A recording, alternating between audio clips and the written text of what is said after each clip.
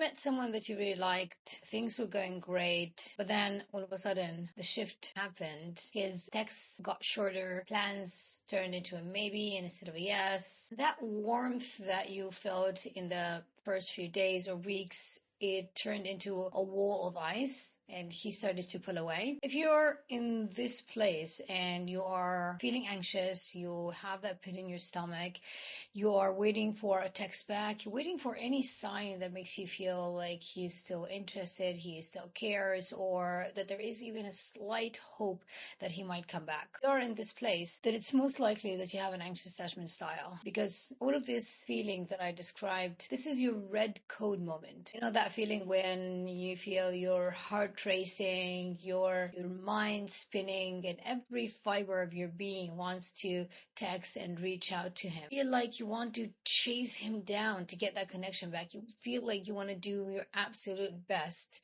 to fix it and to make it work. I know exactly how this feels because I've been there, but today I'm going to share things that is going to help you do things differently. I want to share with you how a secure woman handles this moment. Because a secure woman doesn't chase. She observes, she evaluates, she does not panic. She might feel sad because she's still a human being. Hopefully what I'm going to share with you today could help you take your first steps to move from being anxious to feeling secure in love. Now, before we talk about what to do, let's talk a little bit about what's going on inside of you. If you are someone who has an anxious tendencies, if you were in a relationship with an avoidant and this person started to pull away, this triggers your attachment alarm system. You literally feel like you're losing your sense of safety. So an anxious woman thinks, what did I do wrong? How can I fix this? How can I explain my feelings in a better way so that he gets me and then we get this connection back? On the other hand, a secure woman, she has a completely different internal dialogue. She thinks to herself, well, okay, well, this guy's pulling away. It's interesting. Let me see, how do I feel about having a partner who handles stress by disappearing and pulling away? I think the first thing that a secure woman does is that she depersonalizes his behavior. She understands that an avoidance pulling away, it's not a flaw. She understands that an avoidant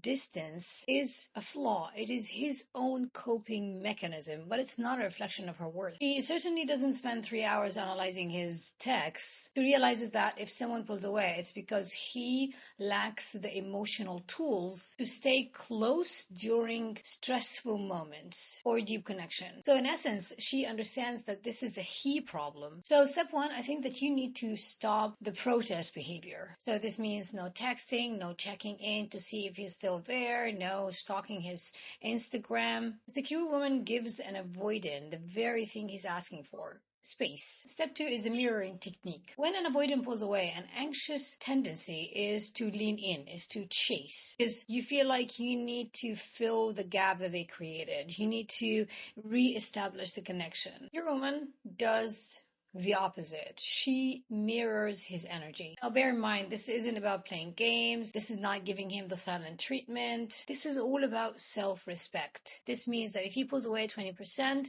you pull away 20%. If he stops initiating, you stop initiating. Why? Because a secure woman knows that a healthy relationship is about two people who are constantly moving towards each other. If she's the only one walking, then this is not a relationship. It's a chase. So instead of chasing during this time, use this space as a data collection phase. So for example, instead of asking yourself a question like, is he coming back? You want to ask yourself, do I really like the way I feel right now in this relationship? A woman uses this precious time, uses the space to reconnect with herself. She goes to the gym, she reconnects with her friends, she focuses on her work, doesn't put her life on hold, waiting for a notification to light up her phone. She reminds herself that her life was full before this person and that it will continue to be full even after his absence. One thing that I want to mention here is that eventually this avoidant might come back. And this could happen, in the form of a hey text, a meme, just like checking in, text with a casual question as if nothing happens. Usually an anxious woman would react in one of two ways. She either jumps for joy, responds immediately, acts as if nothing happens. She suppresses her needs, her true feelings, only for the sake of getting the connection back. Or she lashes out. Why haven't you texted me or called me? Which, by the way, scares the avoidant man again and then pushes him to pull back again. Secure woman, on the other hand, if she chooses to respond, because she knows that she doesn't have to if she chooses not to, but if she chooses to respond, she uses the state and space method. She states her reality calmly and then gives him space to process that information and to give her feedback if he does have one. She does that in a calm, confident, non-blaming way. So there are no questions like, why did you do this to me? It's more like, this is what I value. I notice that your behavior is not matching with this. Do you have any comment? She does not ask for permission to feel the way she's feeling. She calmly and confidently states her standards. If the avoidant responds with excuses or gets defensive, she does not argue. She just listens. She observes. Because his response tells her everything she needs to know about whether this person is ready for the kind of relationship that she wants to have or not. And this is the firm part of being secure. And I must tell you, I learned this the hard way. Also, a secure woman does not wait forever. She has an expiry date for inconsistency. She understands that an avoidant man has a wound and she has compassion for that, but she also knows that compassion without boundaries is self-sabotage. If this pattern of pulling away is chronic, if it's always a push-pull dance every couple of weeks, the secure woman makes a decision. She does not wait forever. She realizes that her need for consistency is as valid as the avoidant's need for space. I know that it's hard to walk away from someone you love, but it's even harder to stay in a relationship where you chronically feel lonely and anxious. So for a secure woman, she thinks that, well, I love you, but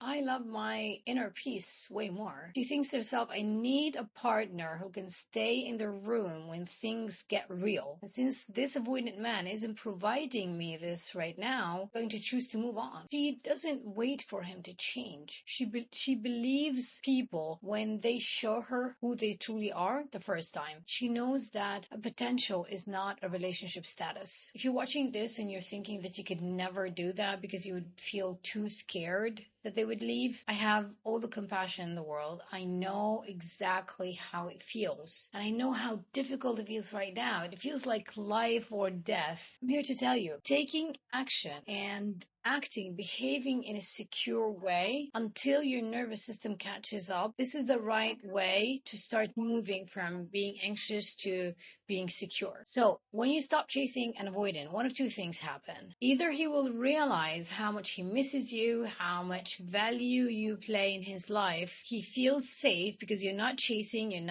so he doesn't feel suffocated, comes back and chooses to step up to meet your own standards, or he will drift away entirely. If he drifts away, this is a win. It's a win, even if it doesn't feel like it right now, because you've just cleared a seat at your table for someone who's ready to give you the kind of love that you really deserve. You are not a fixer-upper for someone's emotional trauma. Sure that healing your attachment patterns, it's one of the most challenging things that you could do in your life, but I also know that it's the most rewarding one. I know this from personal experience. I also know that you are way stronger than your anxiety is telling you right now. You are stronger than these patterns that you've been practicing for years. Let me know in the comments if you found any of today's sharing useful for you. Take care of yourself, and I'll catch you in the next one.